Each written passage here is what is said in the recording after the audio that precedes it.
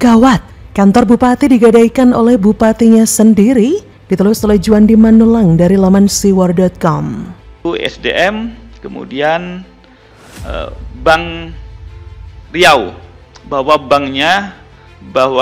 kantor bupati diagunkan kepada Bank Riau untuk pembangunan, ya. Sekali lagi kami nanti akan mentelisik lebih lanjut, akan mengkaji apakah mungkin sebuah kantor yang merupakan aset dari negara itu diagunkan kepada bank untuk sebuah kredit.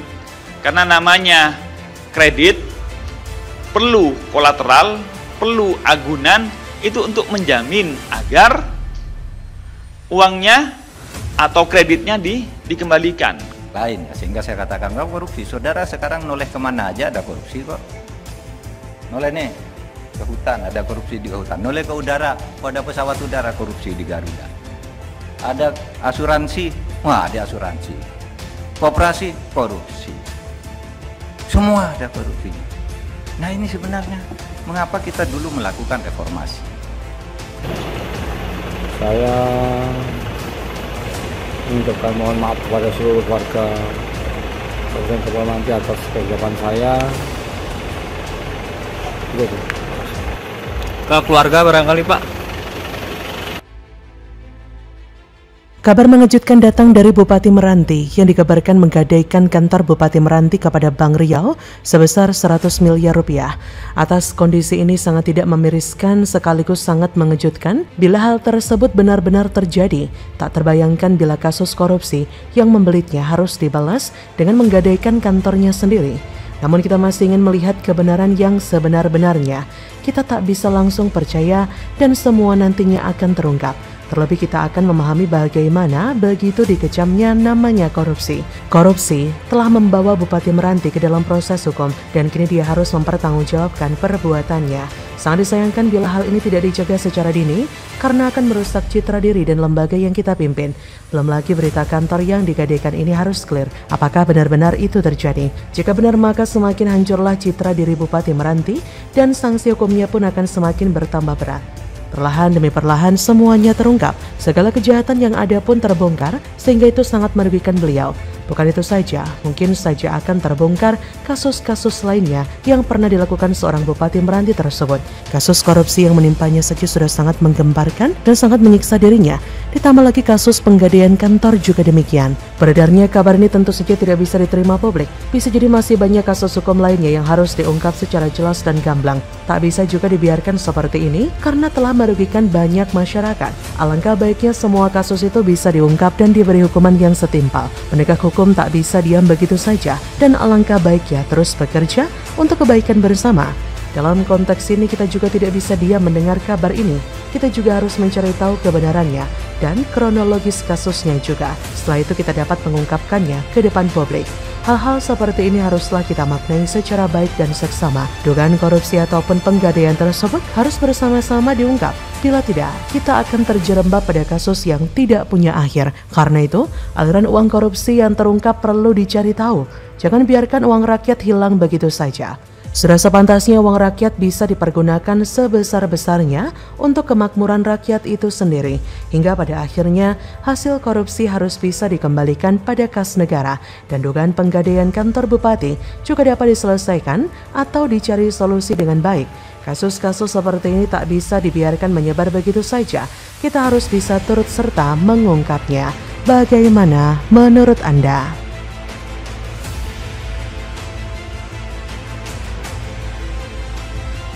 Iblis dikerangkeng di bulan puasa, hukuman seumur hidup jadi petaka Bupati Meranti, sekali kena OTT langsung 3 kasus korupsi. Hetian. Saya mengucapkan mohon maaf kepada seluruh warga Kabupaten Kepulauan atas kegiatan saya. Ke keluarga barangkali Pak. Ada 3 klaster kegiatan tangkap tangan ini, ada 3 kegiatan. Yang pertama berupa pemotongan anggaran seolah-olah sebagai utang kepada penyelenggara negara atau yang mewakilinya tahun 2022 sampai 2023. Kemudian dugaan korupsi penerimaan fee dari jasa travel umroh. Dan yang ketiga terkait dugaan korupsi pemberian suap pengkondisian pemeriksaan keuangan tahun 2022 di lingkungan pemerintah Kabupaten Kepulauan Meranti. Itu yang hadir itu waktu itu nggak stop, nggak tahu lah. Sampai pada waktu itu saya ngomong, ini orang keuangan isinya nih iblis atau setan. Nah hari ini Pak, saya kejar lagi Bapak kemari. Lain, sehingga saya katakan nggak korupsi. Saudara sekarang noleh kemana aja ada korupsi kok. Noleh nih ke hutan, ada korupsi di hutan. Noleh ke udara, pada pesawat udara korupsi di Garuda. Ada asuransi, wah ada asuransi. Koperasi, korupsi. Semua ada korupsinya. Nah ini sebenarnya mengapa kita dulu melakukan reformasi. Muhammad Adil terjerat di 3 kasus yang menjerat dirinya. Yang pertama, ia diduga melakukan pemotongan kepada sejumlah anggaran dinas. Duit yang terpotong dialokasikan seolah dia sedang membayar hutang. Yang kedua, dia juga diduga menerima suap dari ibadah umroh. Ia juga melakukan tindakan suap kepada Badan Pemeriksa Keuangan Kepulauan Meranti. 28 jajaran pimpinan di Kepulauan Meranti ditangkap dan terjaring OTT KPK. Dan per sementara ini, dia sudah diterapkan sebagai tersangka bersama dengan 2 orang lainnya. Total yang sudah ditetapkan sebagai tersangka saat ini adalah 3 orang. Dalam kesempatan itu KPK telah menetapkan 3 orang tersangka, yaitu pertama MA, Bupati Meranti periode 2021-2024, kemudian FN, Kepala BPKAD Pemkab Kepulauan Meranti, sekaligus Kepala Cabang PTTN, kemudian MFA, Auditor BPK, Perwakilan Provinsi Riau. Jubir KPK Ali Fikri lantas membeberkan 3 kasus yang melibatkan Muhammad Adil. Kasus pertama terkait korupsi pemotongan anggaran. Kasus kedua terkait penerimaan gratifikasi dari Biro Perjalanan Ibadah ke Tanah Suci. Ketiga, terkait suap untuk pemeriksaan keuangan Kabupaten Kepulauan Meranti. Pemeriksaan keuangan itu dilakukan pada 2022. Sekaligus yang berikutnya, pemberian suap pengkondisian pemeriksaan keuangan tahun 2022. Atas ketiga kasus itu pun, Adil dijerat pasal 12 huruf F atau pasal 12 huruf A atau pasal 12 huruf B atau pasal 11 Undang-Undang Nomor 31 Tahun 99 tentang Pemberantasan Tindak Pidana Korupsi, sebagaimana telah dirubah dengan Undang-Undang Nomor 20 Tahun 2001 tentang perubahan atas Undang-Undang Nomor 31 Tahun 99 tentang Pemberantasan Tindak Pidana Korupsi.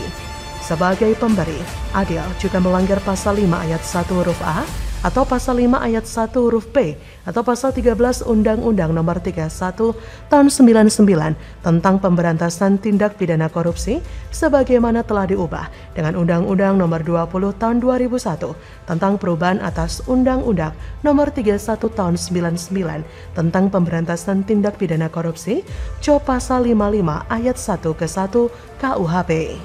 Berdasarkan pasal-pasal yang disangkakan oleh KPK terhadap Adil, ada ancaman bui yang bervariasi. Yang paling lama, Bupati Meranti Muhammad Adil terancam pidana penjara seumur hidup sebagai penerima suap. Undang-Undang Nomor 31 Tahun 99 sebagaimana diubah dengan Undang-Undang Nomor 20 Tahun 2001 tentang Pemberantasan Tindak Pidana Korupsi.